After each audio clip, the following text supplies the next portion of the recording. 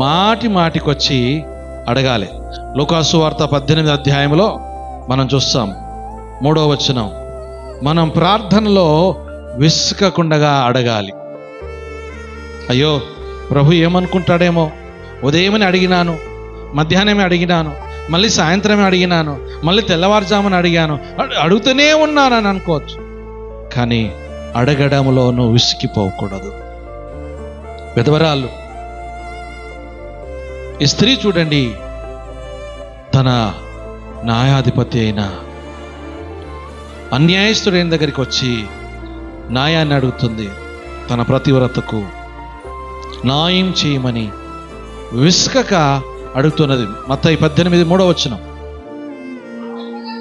ఆ పట్టణంలో ఒక విధవరాలుండెను. తరచుగా వచ్చి